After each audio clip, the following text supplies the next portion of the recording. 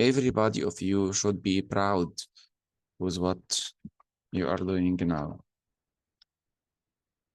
Okay, because already what you are doing is great. What you are doing is really great. And I think in the current week, I think all of you now on a peak of your knowledge. I think you never studied this amount before. That's why I think you are on a peak of your knowledge. And I believe this will be reflected upon your practice in your clinic, in your hospital with your patients. You will feel more self-confident. You will feel more expert with good knowledge about some topics, even you didn't know knowledge about it before. And this is something it should make you really proud. The list about the topics we agreed, I will not add something to it. We have 60 minutes and already we had 3 minutes of these 60 minutes so far. Okay, so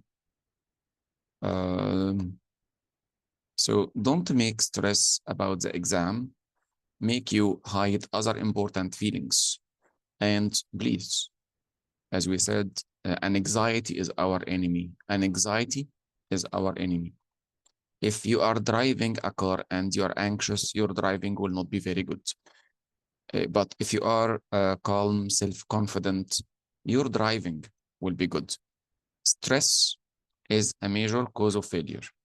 Okay, that's why please find a technique that you can be not stressed inside the exam. Okay, so you can do your own CBT. Okay, because stress will decrease the chances of success. So being quiet, being self-confident, feeling it's easy, it's just an exam. Okay, and already our life as obstetricians is full of exams. It's not the first one. No, it will not be the last one. And even doctors who pass, inshallah, they will not stop studying. Whatever you pass, hopefully, or not, you will not stop studying at all. Okay, because once you started this way, you will never stop studying at all. Because it's not logic that you are somebody who is defined as an MRCOG and your knowledge is not up to date. This is not accepted. Okay, so let's start at the beginning with intrapartum care. We need management of first and second. And from my side also, I need to add to you about CTG general lines of interpretation, how we can approach questions about CTG. So number one, delay in the first stage of labor.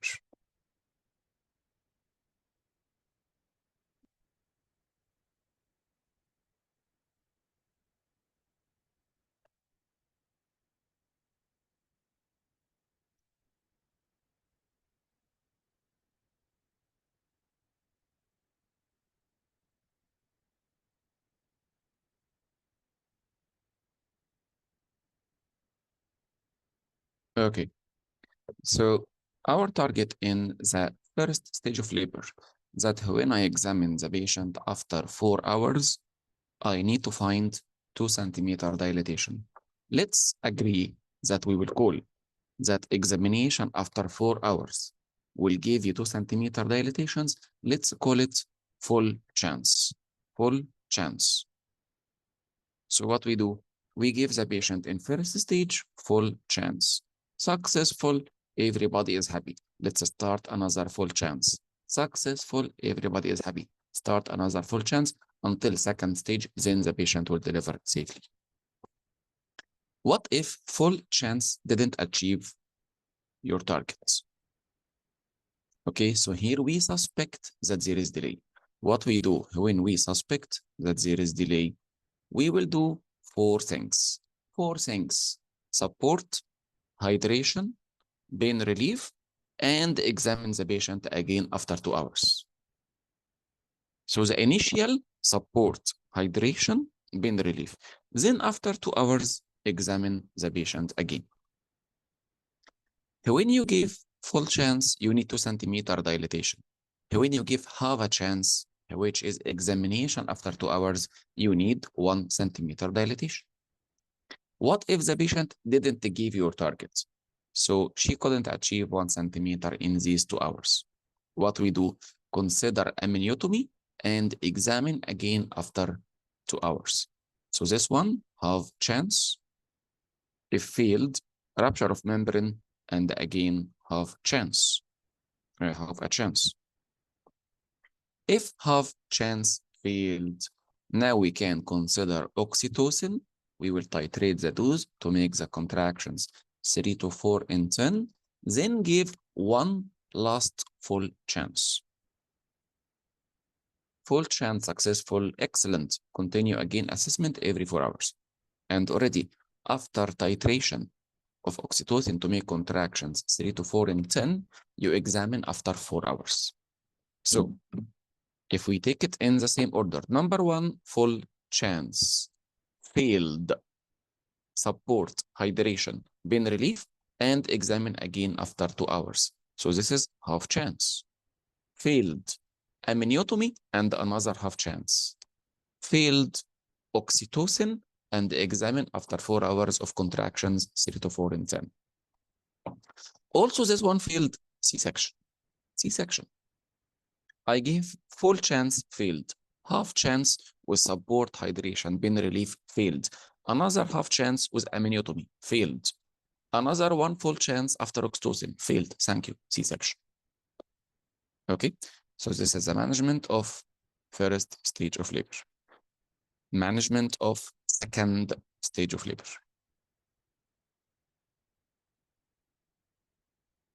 So, in second stage, we will be talking about 2 guidelines.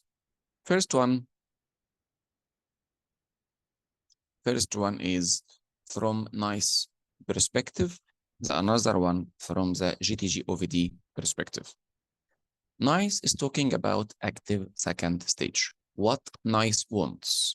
NICE wants if a primary pushing 2 hours, labor should be imminent. If multi-pushing 1 hour, labor should be imminent. If this is happening, everybody is happy. So notice, again, our target. If a primary pushing 2 hours, labor is imminent, even if the baby is not delivered yet, but it looks to be imminent. Multiparous, pushing 1 hour, I need labor to be imminent, even if the baby is not delivered yet, but looks to be imminent. If this is happening, I am happy. What if this didn't happen? Primary pushing 2 hours and the labor is not imminent, or multi pushing 1 hour and also labor is still not imminent. Here we need to do intervention. What will be the intervention? A senior will assess the case and discuss with her about the place and the mode of delivery. Place and the mode of delivery. What is the meaning of place? Labor room or C-section or theater. Mode of birth can be instrumental or can be waiting or can be oxytocin. Okay, so it didn't say frankly instrument. It said a senior will assess and discuss with the patient about the mode and place of birth. Some important observations. I don't care according to NICE. I don't care about passive, second stage of labor. So passive is not important at all. Don't worry. Passive is discussed in the Green Dog guideline about instrumental delivery. But NICE talking about active second stage. Okay, so again, from this slide, NICE talking about active. If nulliparous, pushing 2 hours, and the labor is still not imminent, a senior will assess and discuss with the patient about mode and timing. Okay, because labor is still not imminent. If multi, pushing 1 hour, and the labor is still not imminent, a senior will assess. So, doctor, do you mean that a primary can push more than 2 hours? Yes, provided that labor is imminent. What is the maximum duration? It should be 3 hours. for primary and for multi 2 hours. So a primary pushing 2 hours. Labor is imminent. Excellent. I can wait more because it's imminent. But if not imminent, a senior assess and discuss about. The options will include oxytocin or instrumental delivery. And instrumental you will choose, is it in the labor room or in the theater? So this is about the management of second stage of labor from NICE perspective. From GTG, instrumental delivery perspective, it's talking about total duration of second stage, including passive and active, and the target to have continuous progress. The problem will be if the patient is for a specific number of hours in second stage, including active and passive, and still, and there is lack of continuous progress. So what will occur? Instrumental delivery. How many hours you are talking about? 3, 2, 1, action. Take an action, which is instrumental delivery. So let's have a look at the slide from OVD GTG talking about indications of instrumental delivery.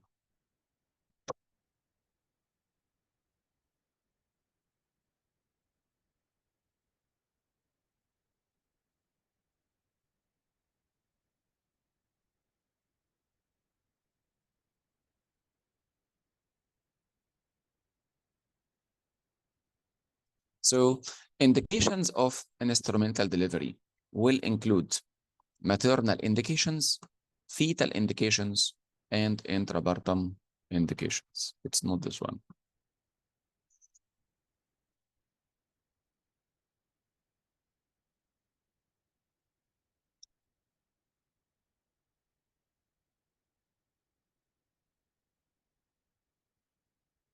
This one. So the indications of instrumental delivery are either fetal indications, maternal indications, or labor problem indications. Number one, fetal. If there is pathological CTG in second stage, consider an instrument. Abnormal fetal blood sampling showing acidosis, but it's not done anymore. Thick meconium in second stage, and we solved a similar question, is an indication for C-section, indication for instrumental delivery. Maternal, like if she cannot push because of advanced heart disease, class 3 or class 4. Hypertensive crisis, so severe hypertension, myasthenia, so muscles are weak, autonomic dysreflexia, I need shortest delivery time, and the proliferative retinopathy. So as you see, proliferative retinopathy is not a contraindication for vaginal delivery, but it's an indication to shorten second stage by giving an instrument. Fetal, very easy. Maternal, very easy. The important one with details, inadequate progress. It's talking about lack of continuous progress. Lack of continuous progress.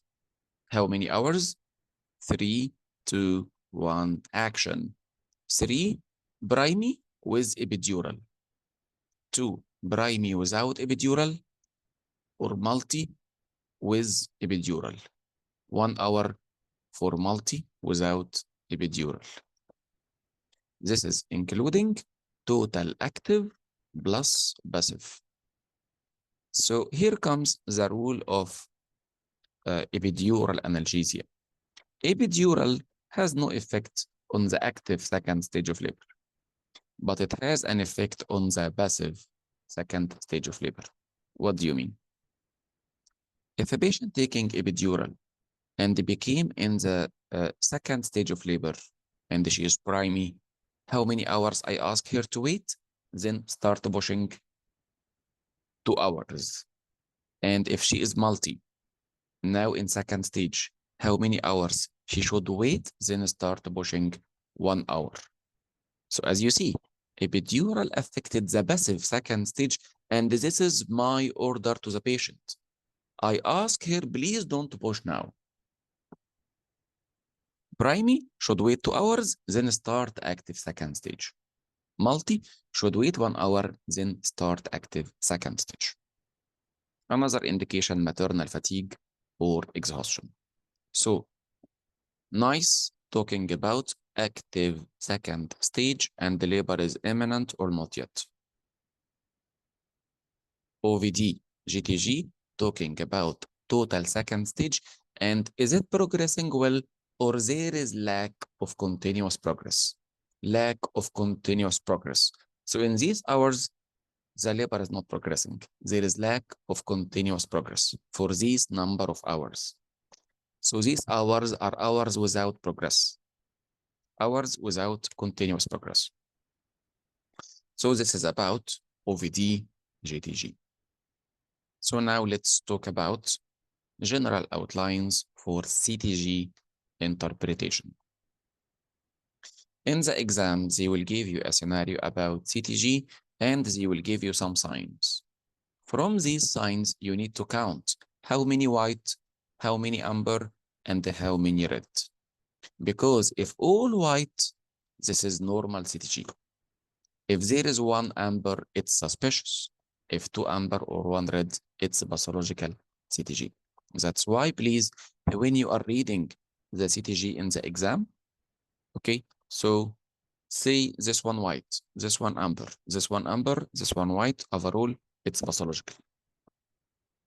Okay, what is the normal CTG? How to make everything white?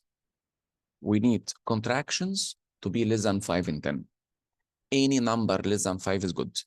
1, 2, 3, 4, all of this good, as long as progressing well.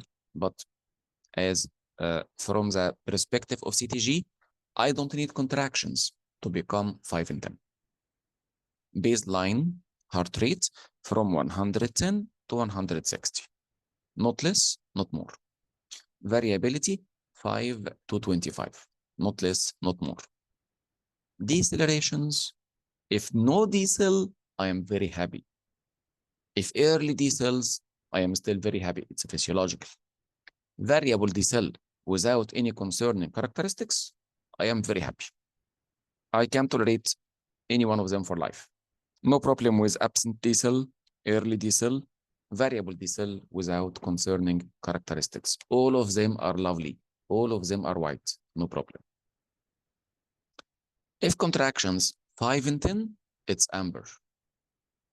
If hypertonic, it means contractions staying more than 2 minutes, it's amber. Baseline variability less than 110 can be amber or red. Amber from 100 to 109 and less than 100, it's red. Any increase more than 160 is red. So doctor, you mean baseline 161 is red? Yes. Making CTG pathological? Yes. We are very aggressive with any increase, whatever in the heart rate or increase in the variability. Okay. Variability, remember, normally it's from 5 to 25. What if variability reduced? Reduced up to less than 30 minutes? No problem. It's very physiological to find variability reduced 5 minutes, 10 minutes, 20 minutes, but not 30 to 50 minutes. Because the baby can sleep sometimes, the variability will be reduced at this time. Variability reduced 30 to 50, it's amber. Variability reduced more than 50, it's red. More than 50 minutes, it's red. What if variability increased? We are aggressive with the increase. So what do you mean? If you are talking about 30, 50 minutes or more with reduced variability, you are talking about 10 minutes in increased variability. Increased up to 10 minutes, it's amber. Increased more than 10 minutes, it's red. In decelerations, always we are talking about repetitive, non-repetitive, less than half an hour or more than half an hour. We said, what is normal? Normal to have no decelerations at all or early decel because it's just caused by uterus pressing upon the head of the baby, leading to vagal stimulation. Or variable T cell without any concerning characteristics. What are the concerning characteristics? That the baseline doesn't return to the background.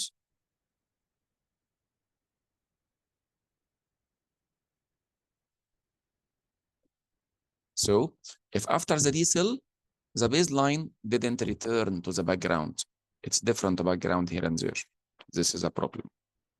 If the variable D cell itself took more than 60 seconds, it's a problem.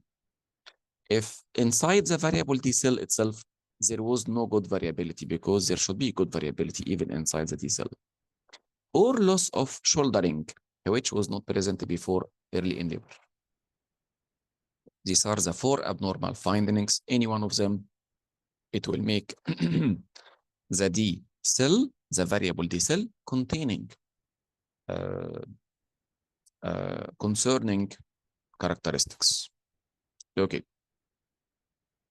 So these are the concerning characteristics. How the deceleration become amber? If it's a variable with concerning characteristics, you will ask the midwife 2 questions. Please tell me for how many minutes you find these variable D cell concerning characteristics are present, less than half an hour or more than half an hour. Another question. Okay, she told you 40 minutes. Please tell me, in these 40 minutes, how many contractions and how many concerning variable T cell? And compare between number of contractions and the number of variable T cell to know it's more than 50% or less than 50%. From these 2 questions, you will classify. If one of them more than 50% and the other less than 50%, it's amber. If both of them more than 50%, it's red. What do you mean? If they stay 20 minutes and they are more than 50% of number of contractions, so less than half an hour, but more than 50% of contractions, it's amber. But present for 40 minutes and it's more than 50% of the number of contractions, it's red. So we need to take something and leave something. If you give me both problems, it's red. If more than 30 minutes and more than 50% of contractions, it's red. What about late deceleration? If less than half an hour, amber, more than half an hour, red. Also, one of the red things, sinusoidal pattern, which is oscillations around the baseline, about 2 to 5 cycles per minute, no acceleration, no deceleration, and this amplitude 5 to 15 beats per minute. So in the CTG, you will count how many white, how many amber, and how many red. If everything white, this is normal CTG. Continue routine care. If there is one amber, it's suspicious CTG. In suspicious, you have to classify. Is it suspicious without risk factor or suspicious with risk factor? Because suspicious with risk factor, you can do fetal scalp stimulation. If pathological, always when there is abnormality, you will start with conservative measures. Changing a position, mobilizing the patient. If showed improvement, perfect. If no improvement, we need to take an action. So here is the interpretation. If normal, continue routine care. Suspicious, is it suspicious with risk factor or without? If without, you can do conservative measures. If accelerations are present, they are reassuring because mostly there is no hypoxia with having good accelerations.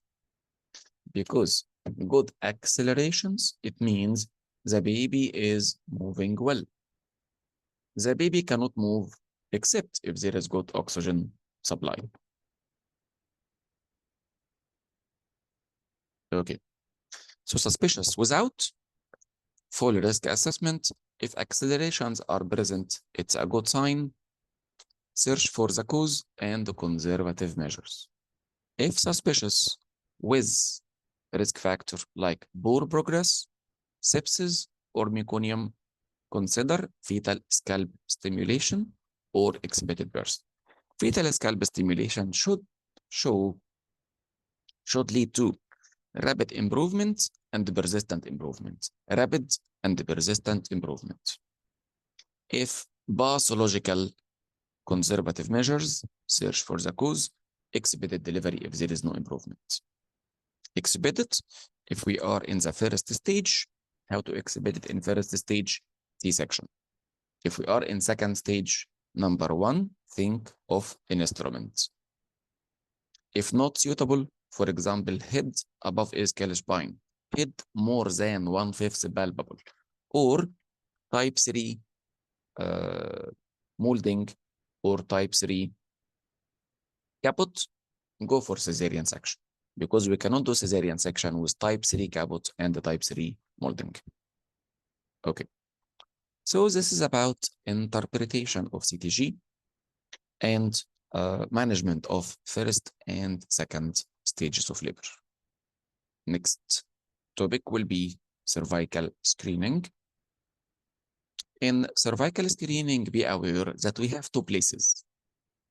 First place, the GP clinic, the GP surgery unit, because the GP usually is the one who will do cervical smear. Second place, it's the colposcopy clinic in the hospital. So the screening itself, it's done in the GP surgery unit. What the GP will do? The GP will take cervical smear. And the cervical smear using a brush, it will be applied in a vial called thin prep vial, because we use now what's called liquid-based cytology. Okay, so the brush will be applied in small bottle containing fluids, a preservative fluid. Either we can break the brush and put it inside and close the small can, or we will do dipping multiple times and we will do rotation until cells precipitate in the fluid. This fluid, which is called thin prep vial, containing precipitate of cells, will be sent for the lab. What the lab will do? PCR for the fluid. Searching for high-risk types, HPV. If PCR result is positive, another thing will be done. We will test the cells for cytology. Final result. Either number one, patients will be on one of these scenarios. HPV negative. So no need for cytology testing. And routine recall will be the next step after 3 or 5 years according to the age. Number two, HPV positive. That's why cytology was done from the same sample. Cytology was done. So either cytology normal or abnormal. If cytology normal, so there is one problem. One problem, the patient will come again after 1 year to do cervical smear. Then, if this one negative, routine recall. Cytology abnormal, so there are two problems. HPV positive, cytology abnormal. If two problems, so binocular colposcopy. So colposcopy will be the one. If two abnormalities. Okay, the details are present more with this scenario. The patient who will come after 1 year.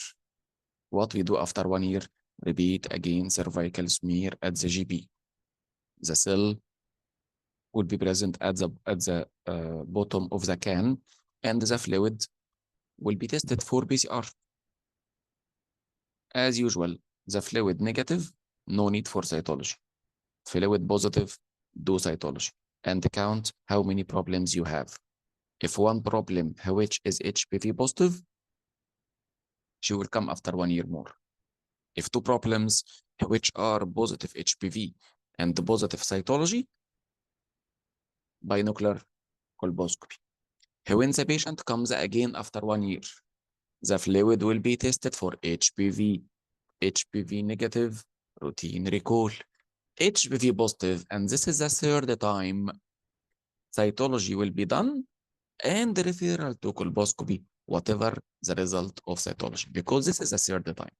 It's an indication for colposcopy. Okay, these patients that I refer to the colposcopy clinic, what will be done with them? Colposcopic examination, including testing with Lugol's iodine and acetic acid. Okay, if there is abnormality, a biopsy will be taken. Some experts can do see and treat. So it looks to be CIN1. I will do LIDS or CIN1 follow-up. CIN2 and 3, LIDS. CGIN, LIDS. Plus test of cure or follow-up. Follow-up in untreated CIN1 after 1 year. Treated CIN2 and 3, 6 months. Treated CGIN 6 and again further 12. Always, we will test the fluid at the beginning. If the fluid positive, then we do cytology. So this is a summary about cervical screening program. Be aware about the difference between that we have a level at the GP. Some patients also will have level 2 at the colposcopy clinic in the hospital. So this is about cervical screening. Of course, in the colposcopy clinic, if we found abnormality, we will manage. If no problem, we need to check. So why she was referred? If referred because of concerning issue that there was high-grade cytology, multiple bunch biopsy, and MDT after 2 months. If referred for low grade, so we are at this level, so that we found colposcopy negative, so why she was referred. If referred because of high-grade changes, we are not here. It's adequate and negative. Here, abnormality, this one. If adequate and we didn't find abnormality, MDT after 2 months, and we will take multiple bunch biopsy. If was referred because of low-grade changes, okay, just because of HPV positive and low-grade changes recall in 3 years. If was referred because of 2 times HPV inadequate, HPV positive, or cytology inadequate, recall in 1 year. And if there is a problem, we will treat it. 1, follow up 1 year. 2, 3, LIDS, and the follow up 6 months. CGIN, LIDS, and follow up in 6, and again after further 12 months. So this is a summary about cervical screening. You should develop some reflexes. Whenever you hear HPV positive, you have to say cytology. Whenever you hear cytology abnormal, colposcopy. In any scenario, HPV positive, cytology will be done. Abnormal cytology, colposcopy will be done. And after result of colposcopy, you will apply these algorithms.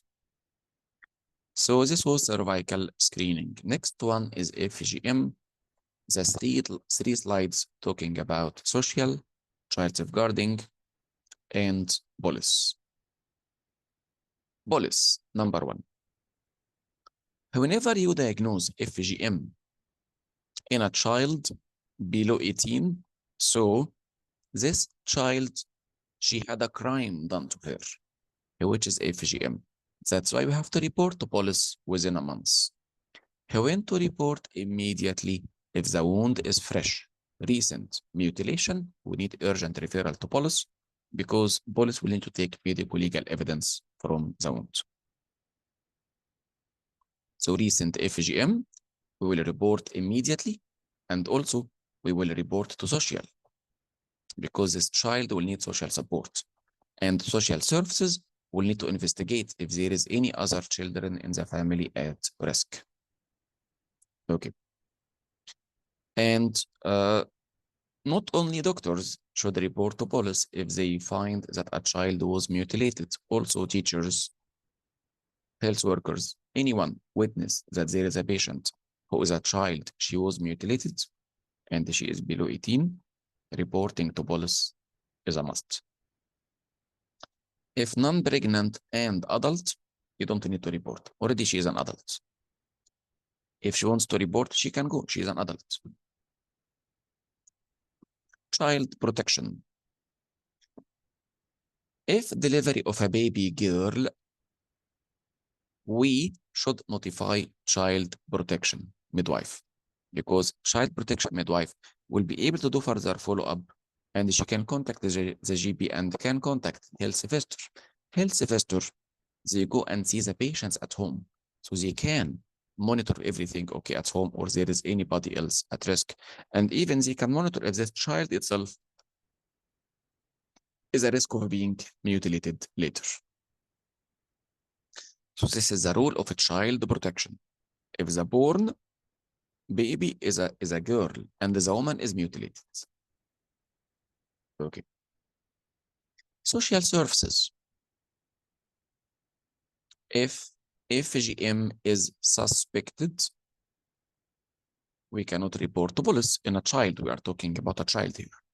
If you suspect FGM was done to a child, suspecting, not sure, just report to social. If sure, report to police. Okay. If unborn child is at risk, or any other child present in the family is at risk of becoming mutilated later, we report to social or police. When to be police? If there is imminent risk, they are saying we are going to mutilate this child, so they are planning to do a crime, you can involve police. Health professionals should be aware it's not mandatory to report all pregnant women to social or police, except if this is a child. If a child, I have to report to police. All women and the girls with acute or recent FGM, police plus social. And here it's immediate. Okay. There is no requirement to report non-pregnant adult, for example, coming to the gynae clinic for infection. I don't need to report because already she is an adult. If she, as an adult, she wants to report to somebody, she can do that. She is coming even to the gynae clinic, so there is nobody now at risk. She is not pregnant. So this is a summary about reporting to social, child safeguarding, and police. Next is numbers of GBS. General risk of GBS, neonatal sepsis in UK without screening program, because already in UK there is no screening program. I remember always the number 1 in 2000. Same like 5 in 10,000. This one, 5 in 100. Sorry, this one, 5 in 1,000. This one, 5 in 10,000. To be accurate, there is additional 7. About 1 in 4 of early onset GBS, the baby was premature. If a patient told you, I was GBS positive in a previous pregnancy, 50% she is also positive in this pregnancy. Just she was colonized in a previous pregnancy. There is a chance to be colonized again in this pregnancy, 50%. That's why this woman, if the previous baby was fine, I gave her 2 options, either to be tested or to receive IEP in labor, because the risk is 50%. And the details about this woman when we do tests in the last paragraph. If a patient coming in labor and she is feverish, the risk 5 in 1,000 that this baby can develop GBS sepsis. But this patient already feverish, so I will give broad spectrum antibiotic, which is IV amoxicillin. Okay, not just benzyl penicillin. We need broad spectrum, which is IV amoxicillin. Early onset GBS in asymptomatic term infants without risk factors, it's a very small risk. The baby is fine. The mother doesn't have risk factors. The risk 0.2 in 1,000. Very small risk, 0.2%. Okay, 0.2 in 1,000, sorry. So the general number, 0.57 in 1,000. If we ask about risk factors and there is no any risk factor and the baby is born without problems and there is no suspected sepsis, the risk of developing sepsis here to the newborn, 0.2 in 1,000. As you see, the number became less because she doesn't have risk factors and the baby is fine.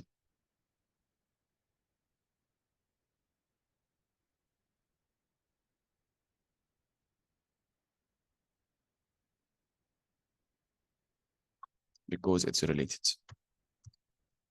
Okay, so for this woman who had GBS colonization before in a previous pregnancy, she has 50% of being colonized again in this pregnancy. What we do, we gave her two options, either to be tested or to receive IEB in labor. Because she has a chance, 50% to be colonized again in this pregnancy. The risk of early onset GBS here 2 times higher than the background women. Why? She had GBS colonization before, although the baby was fine. Okay, so this double risk, double, 2 times risk, it means what in numbers? It will be 1 in 700 to 1 in 800. Just because of the history. She was colonized before, 50% she can be colonized in this pregnancy. This will make the risk, just because of past history, will make the risk of having a baby with GBS 1 in 7 to 800.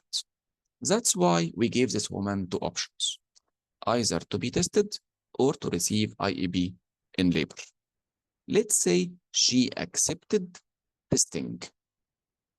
And the testing either can be positive for GBS or negative. Testing means to do a swab, vaginal and anal swab. This is a swab done for GBS. That's why even you find in the kits, there is a tube and the 2 cotton swabs. One to be applied in the vagina, the other one to be applied in the anorectum. She accepted testing. And good news, testing was negative. The risk will be very less, 1 in 5,000. What if she is GBS positive? The risk will increase to be 1 in 400. We can make it by another method.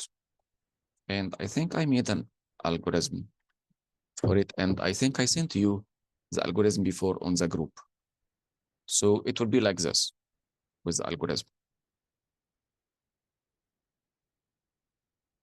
So if a patient has past history of colonization in a previous pregnancy, this will lead to 50% chance of being colonized in this pregnancy too.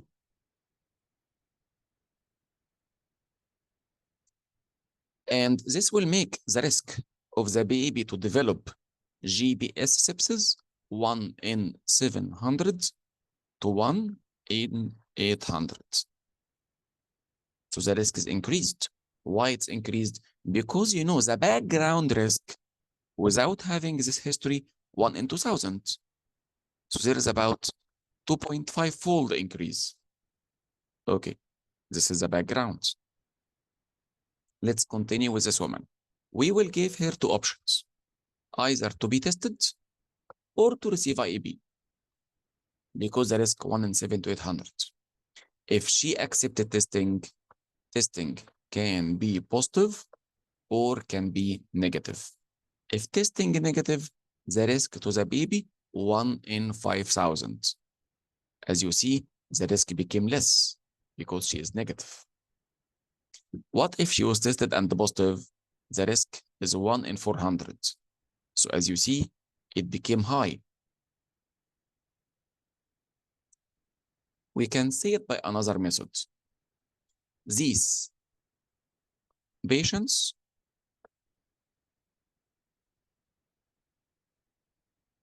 these cases, they are mix of cases having risk 1 in 400 and other cases having risk 1 in 5,000.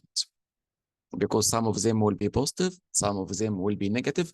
Overall, 1 in 700 to 1 in 800. Why her risk is not 1 in 2,000 like the background? Because she has a risk factor. She was colonized in a previous pregnancy. So 50% she can be colonized again.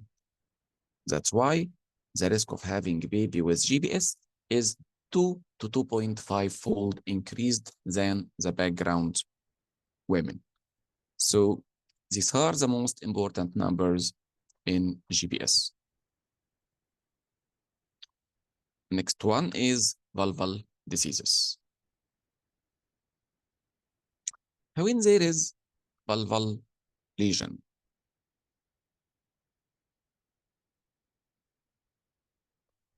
what should be done? We have to classify the case. High risk of being cancer or low risk of being cancer.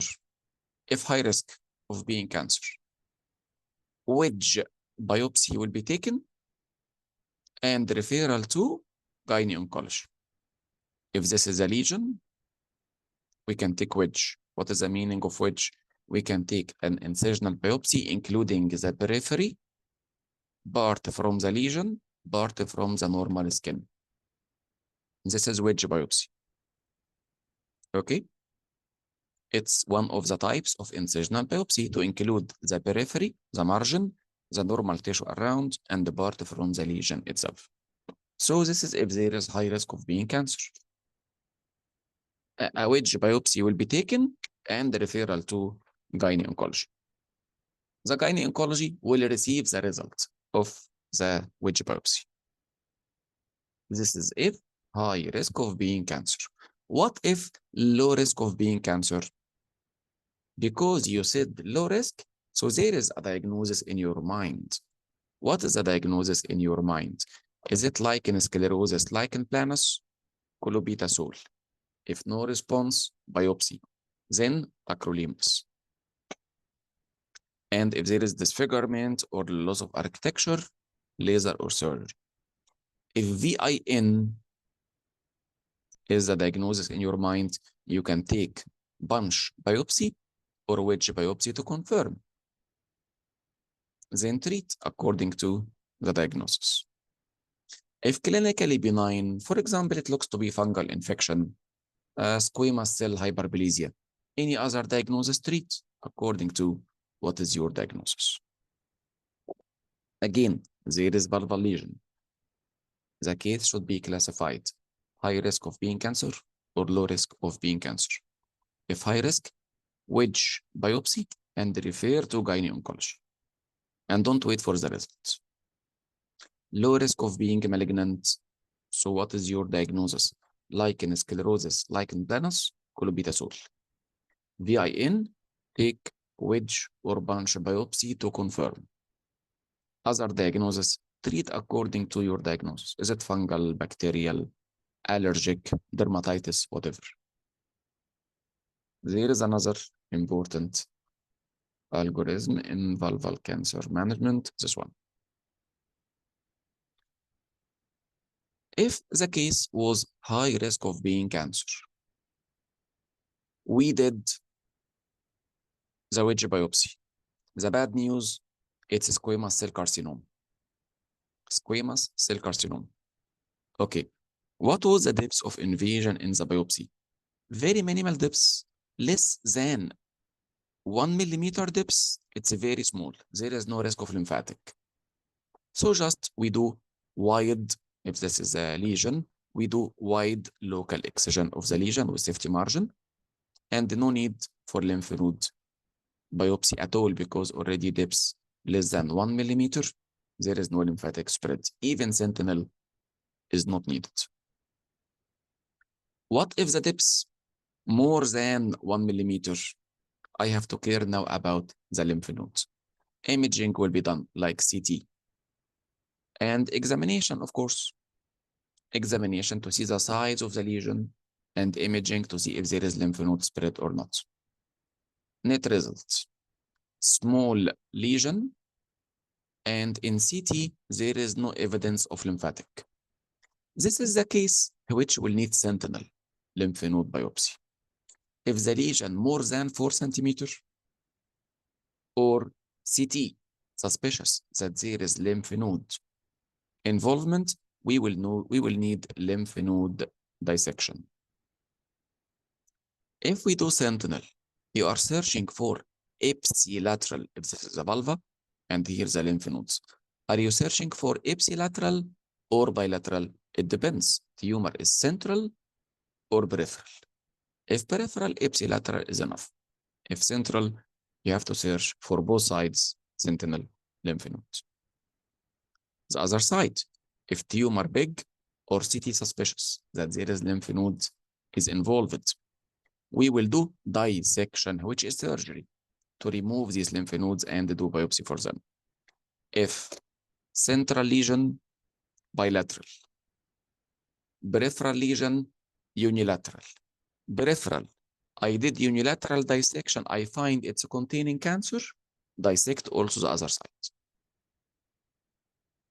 So what are the indications of sentinel lymph node biopsy? The criteria are depth of invasion more than 1 millimeter, plus tumor more than 4 centimeter, or CTG, CT is suspicious that there is lymph node involvement. When there is no need for even sentinel, and of course no need also for lymph node dissection, if the depth of invasion less than 1 millimeter. Here we don't care at all about the lymph nodes. So this is the algorithm for query vulval mass and confirmed vulval cancer by histopathology. Next one, the 2 slides about hypertension after delivery. If a patient is hypertensive after delivery, we need to ask, she was on treatment or she was not on treatment. If she was not on treatment, ask what is the blood pressure now? Is it less than 150 over 100? No need to treat. If 150 over 100, we need to treat. But less than 150 over 100, no need to treat because she doesn't have chronic hypertension. She was not hypertensive during pregnancy. That's why she was not on antihypertensive. If she was using treatment and after delivery, still hypertensive, so what is the blood pressure? If became less than 140 over 90, reduce the treatment. If less than 130 over 80, stop the treatment. And don't forget the slide about the antihypertensive medications safe with lactation. The priority for enalapril and atenolol because it's taken once per day. Captopril safe, labetalol safe, nifedipine safe, metoprolol safe, and always the orange box is talking about Black African or Caribbean. Nifedipine, Plan B, amlodipine if it was used before. So this is about postpartum hypertension. Next one, fluid deficit in hysteroscopy.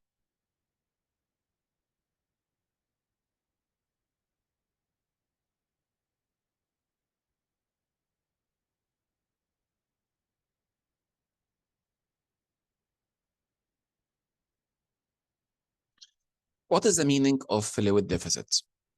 During hysteroscopy, we have only 6 minutes remaining. We need to be faster.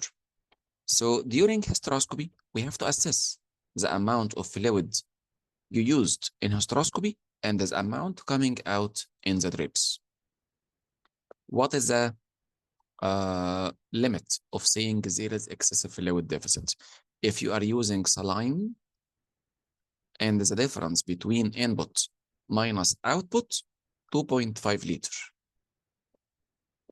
Or if you are using glycine and the difference between input minus output is 1 liter. So 2.5 liters in saline, 1 liter in glycine, because glycine is hypotonic. It's more dangerous because it can lead to hyponatremia, and both of them, of course, can lead to volume overload. That's why every 10 minutes ask how much fluid I use so far, and they check how much fluid is coming, subtract to get the deficit. If you find that deficit is 2.5 liter saline or 1 liter glycine, if the patient is fine, anesthetist doesn't have any serious concern, and you are about to finish very fast, expedite it. For example, I need just one more cut by the scissor, do it. But if anesthetist concerned or the patient having manifestations of hyponatremia or volume overload, stop. Stop and reschedule another meeting later. What will be the treatment of the patient? If there is pulmonary edema, diuretics. If hyponatremia, you can give triple saline. Okay, plus monitoring in ICU, monitoring of electrolytes, and the monitoring for manifestations of pulmonary edema. Last one, the definitions in statistics about MPRACE definitions. So what is the meaning of maternal death? Maternal death, it means a patient died during pregnancy or 6 weeks after delivery. Any cause? No, not any cause. We need the cause of death to be direct or indirect. The most common examples for direct: preeclampsia, pulmonary embolism, peripartum cardiomyopathy, okay, genital sepsis, and psychological problems related to the pregnancy and delivery, like postpartum psychosis, postpartum depression. Indirect, they are chronic problems, chronic liver disease, chronic heart, autoimmune disease, or infection outside genital tract, like this from pneumonia, for example. Coincidental, it's usually for somebody killed her or died because of drug abuse or alcohol abuse.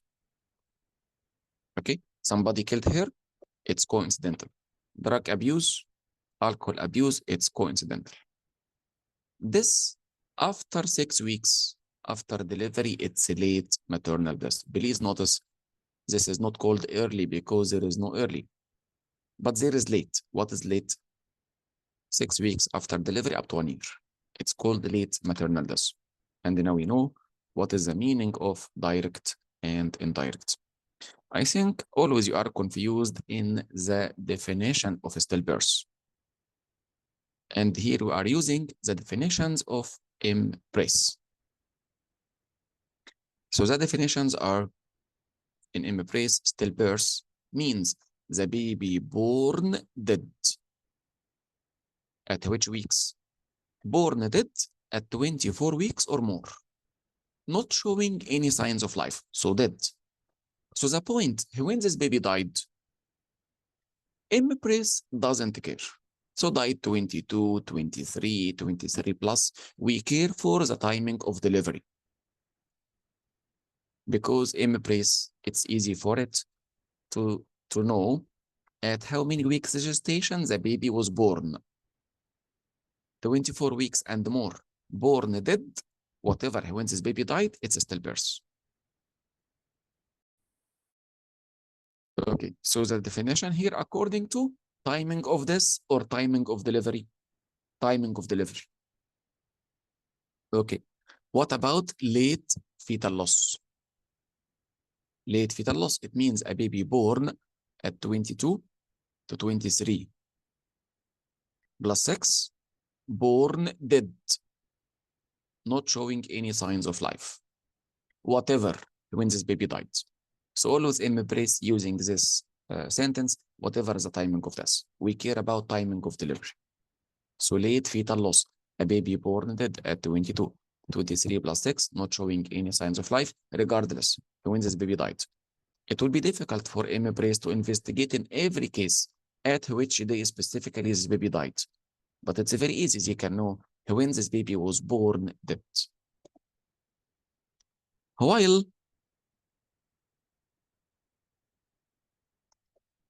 neonatal death. In neonatal death, the baby is born living at 20 weeks gestation or 400 grams born living, then died later.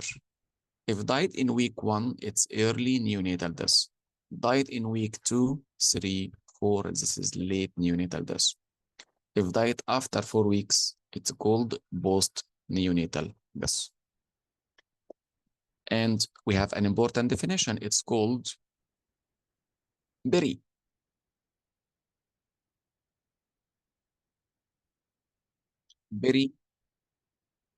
death. Perinatal, it includes still birth plus early neonatal death. Still birth plus early neonatal death. To be extended, it will be stillbirth plus the number of neonatal deaths, including early and late. So stillbirth plus early plus late, or stillbirth plus neonatal overall, it's extended perinatal death. In the exams, they can give you numbers, and you will need to add these numbers together.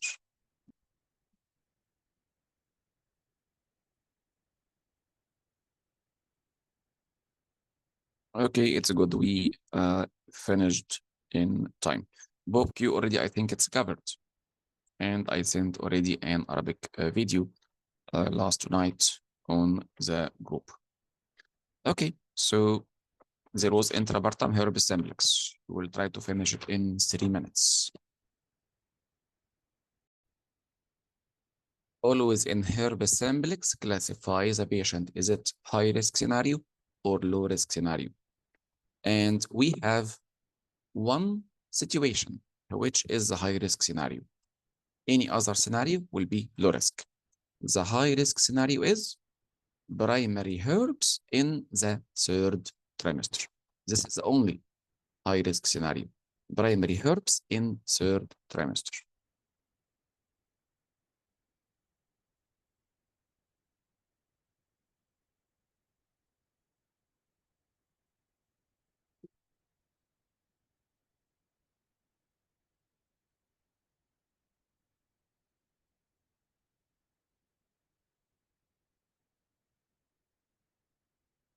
Okay. And in the algorithm, as you know, in primary herpes, we will start acyclovir now, primary insert. Start acyclovir now, continue acyclovir until delivery. Delivery will be by cesarean section. While if it was good scenario, treat the episode now and start again suppressive therapy from 32 weeks. And in labor, if there are lesions, the baby will be monitored, but no need for acyclovir intrapartum in the low-risk scenarios. So we can search for the word acyclovir.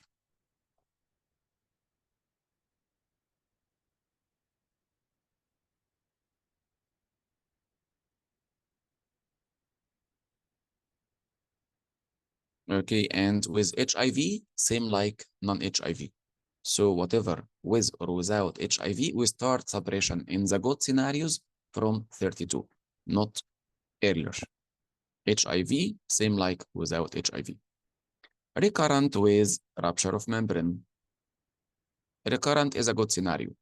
The premature unit at risk of herpes simplex should be managed as highest risk neonatal case. Management should be guided by MDT, gum clinic. When B-prom is encountered with recurrent herpes, the risk of needle depends on gestation and whether transplacental transfer has occurred. Antiviral suppression in B-prom. Antiviral suppression for mothers and pregnant people with oral acyclovir 3 times per day or valcyclovir 500 twice should be the standard in a patient with B-prom. B-prom before 34, there is evidence to suggest expectant because here the risk of prematurity is higher.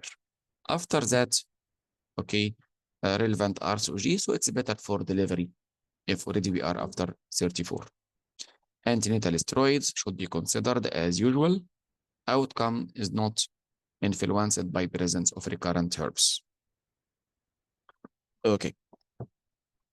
Before delivery and after delivery as usual. So this is the management of recurrent herpes with B-prom. Before 34, we can conserve. After 34, it's enough. The patient can deliver.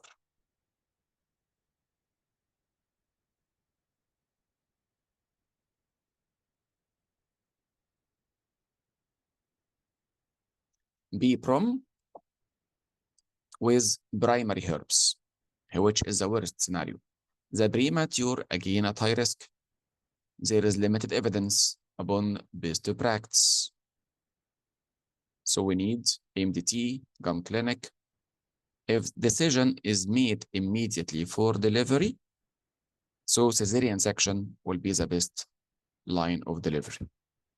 And if there is initial conservative management, mothers and pregnant people should be recommended to receive IV acyclovir 5 mg per kg until delivery. Prophylactic steroids should be considered according to NICE. Prophylactic corticosteroids demonstrated to decrease mortality, respiratory problems in prematurity.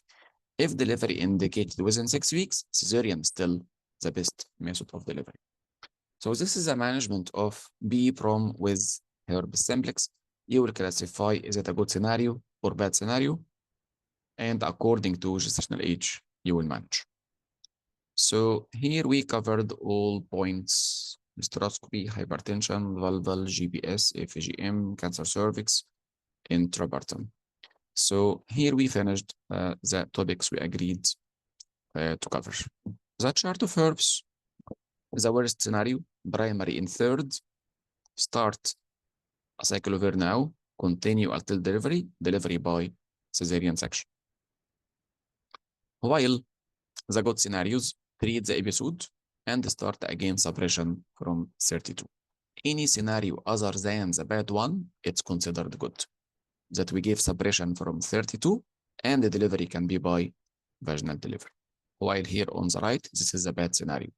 Treat until delivery, delivery will be by cesarean section.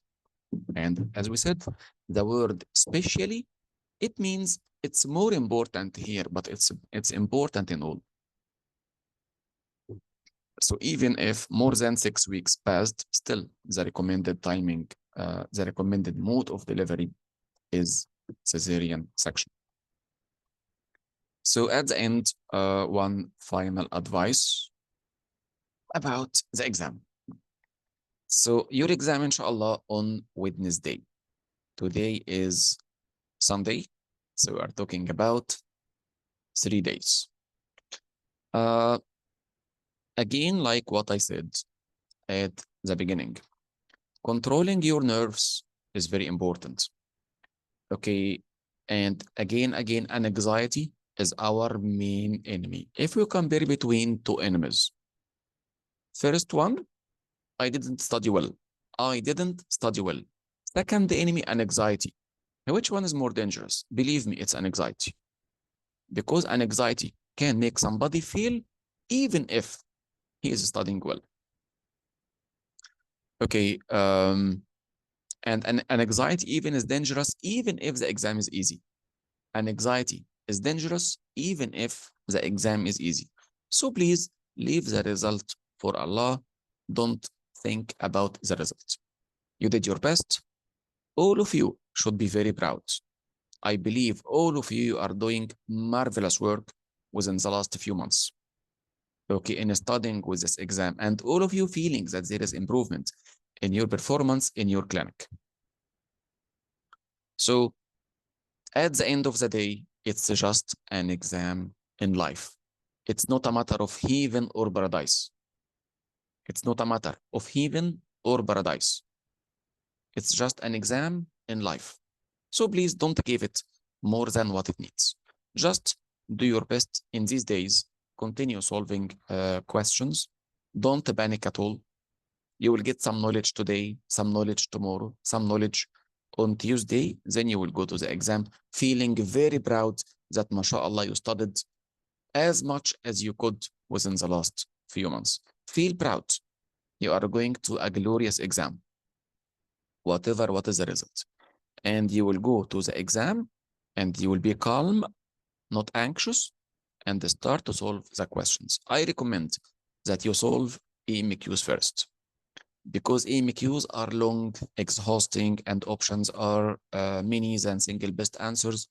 I prefer that you start with EMQs. Okay, because if you start with them and you finish EMQs in the first, as we said at the beginning of the crash course, in every session you have 50 EMQ and 50 single best answer. The 50 EMQs, they have 60% of the mark. The 50 single best answer, they have 40% of the marks. Most of people who fail, they fail because of EMQs. So I recommend that you start with EMQs at the beginning, because if you pass in the EMQs, inshallah, you will pass this exam.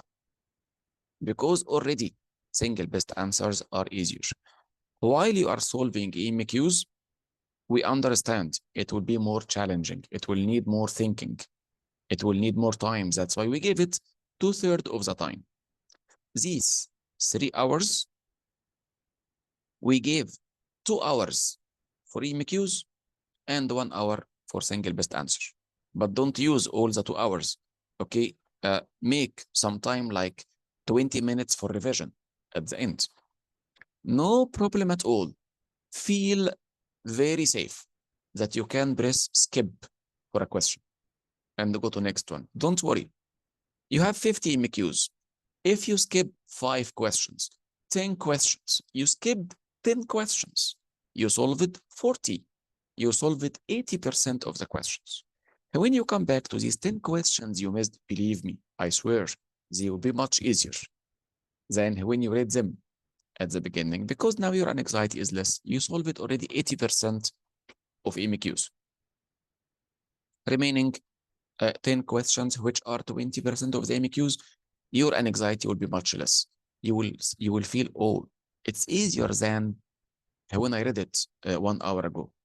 No problem at all. Okay.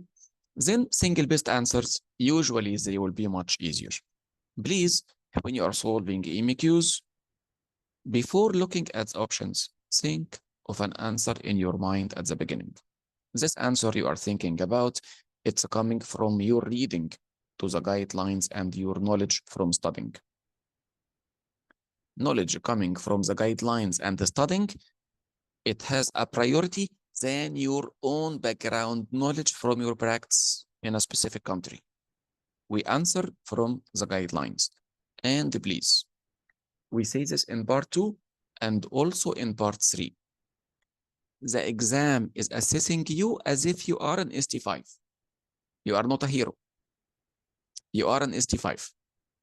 So feel free whenever you say, I will choose referral to do referral. You are an ST5, because many of you are already consultants and even expert consultants in their countries. Please, the exam is at the level of ST5. If you are higher than this level, go down to ST5. If you are less than this level, go up to the level of ST5. And you are not working alone. You are one in a team. And always differentiate between questions asking about what is the best treatment and what is the next step.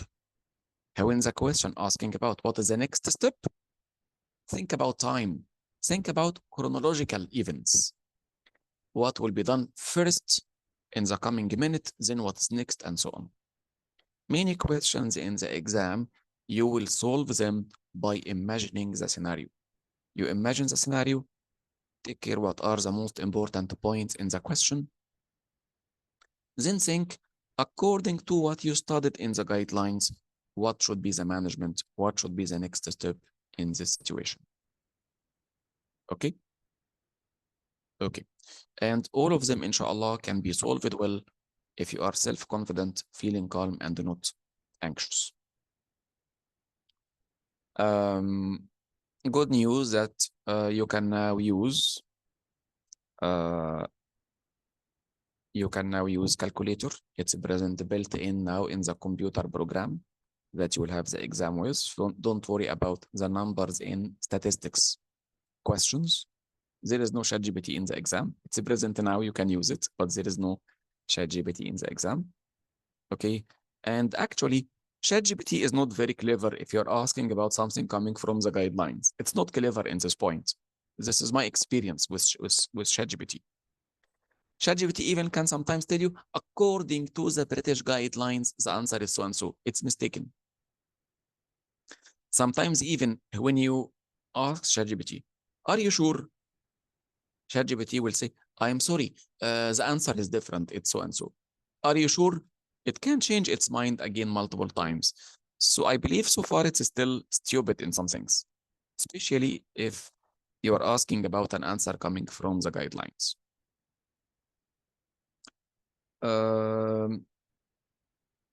Dr. H ask us, it's an American term, not a British one. Okay, it means that the cytology with uncertain significance.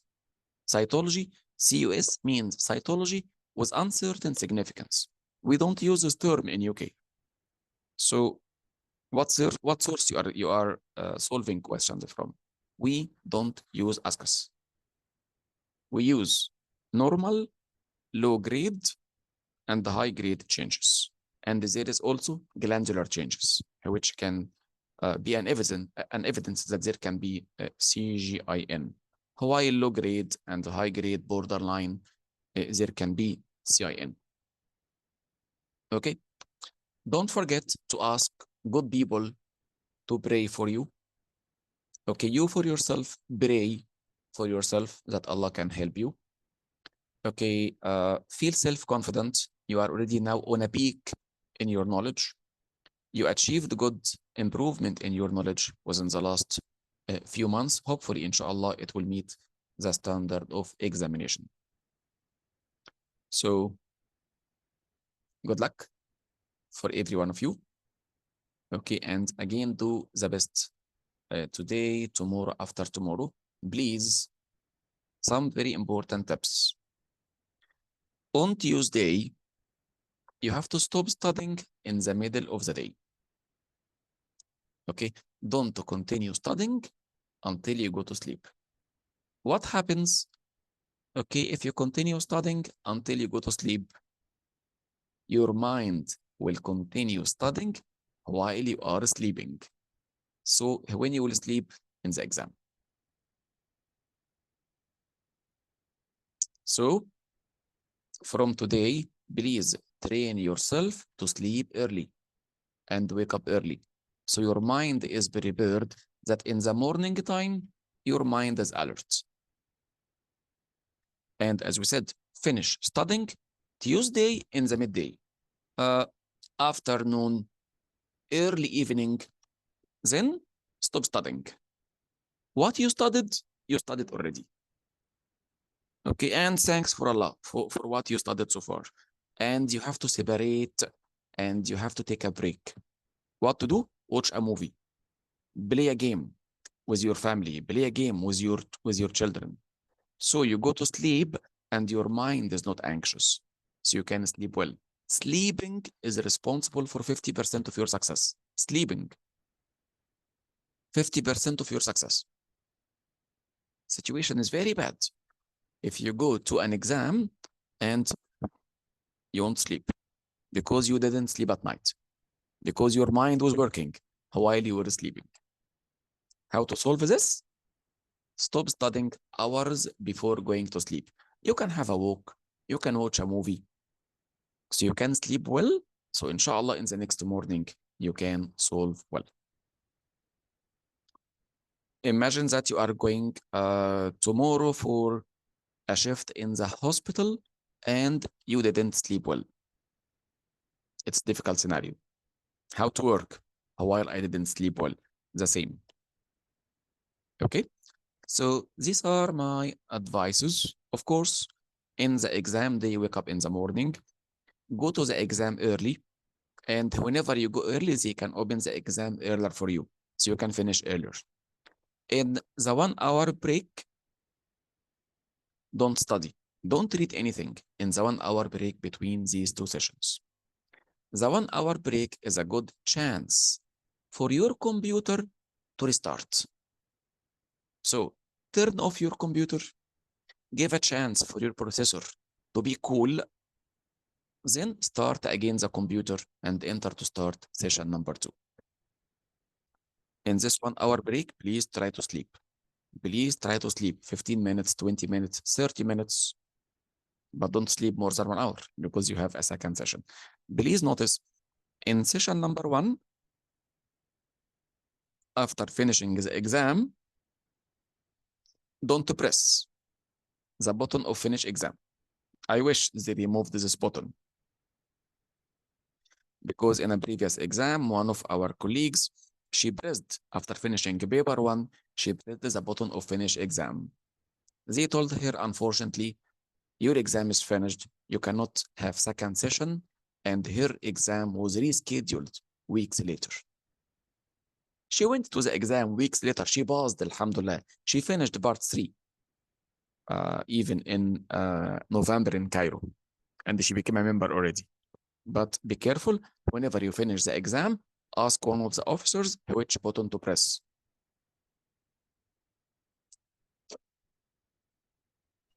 Dr. Bigdan, distribution of paper in part 1 and distribution in paper number 2, what is the importance?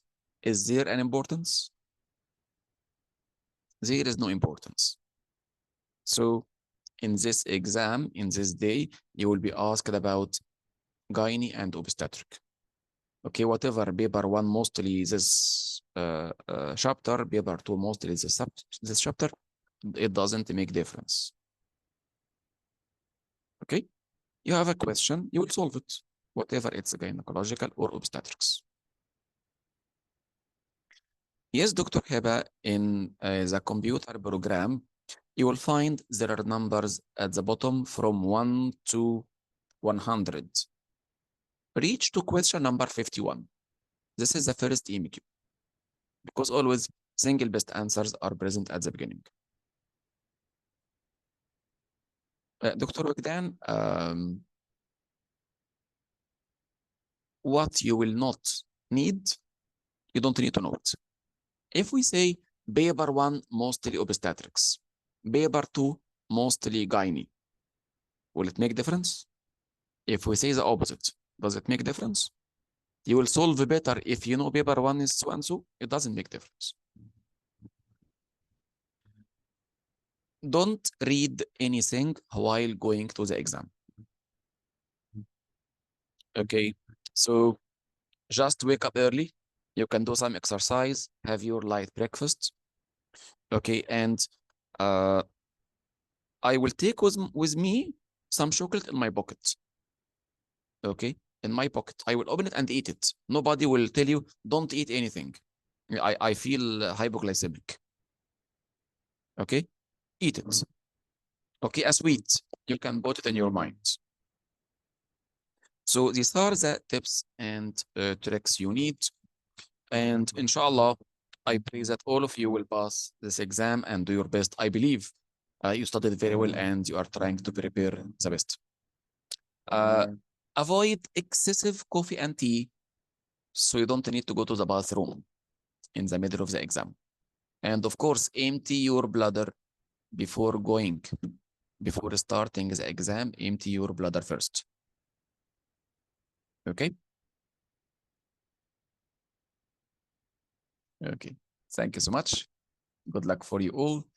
And as this is our last meeting, I need to thank you, all of you, for attending this course. I believe in front of you and in front of Allah that this is the best that you can do in these hours we spend together. We made the benefit from every minute, even if at some times we are talking about something other than knowledge, but it cannot be knowledge 100%. And as any human effort, it can have mistakes, of course. Did you think that I had my learning and know anything else to learn? We learn until we die. Okay, but I reassure you that the knowledge we discussed here in the course is the best to my knowledge, is the best of what I know. It's not 100% right, but I believe it's very right to very large extent, but not 100%. There are mistakes. And please forgive me if at any moment during the course, if sometimes I was in a hurry for something, I want to finish, because actually curriculum is very big. Curriculum, it's really very big. It's everything in gyne and OBS. Okay. And forgive me if you feel at any moment that I didn't achieve your target. I didn't answer your question in the required time. I'm very sorry for that. But me, like you, all of us are busy obstetricians and gynecologists. Even now, I will go to theater after finishing the meeting with you. Okay, but hopefully, inshallah, it was the best thing I can do. Thank you so much. And we will meet again, inshallah, after the exam. I will start to collect questions from you to show you how collection of of recall questions is something funny. Okay, so you depend upon your memory to try to remember 200 questions. We will see what will occur in this time, inshallah. Thank you. Best wishes for you all and good luck. Please, if you find something good, try to tell other people about this course, because I believe it's a very good work. And see you all in life, whatever, in scientific meetings, conferences, in your countries. Best wishes for all of you. Thank you. And assalamu alaikum wa rahmatullahi wa barakatuh. Goodbye. عليكم السلام دكتور أسامة، نسألكم الدعاء لعلكم إلى الله أقرب. Notice, it's as if all of you are my sons and my daughters. You see what I do? If my son, my daughter is still young, if one of them going to the exam, I feel the same all with my candidates. Okay, I pray that inshallah all of us become happy with your achievement, then your result, inshallah. But I am very happy with the achievement you did within the last few months, whatever the result of the exam. Thank you. Best wishes. Good luck for you all. And salam alaikum. ورحمة الله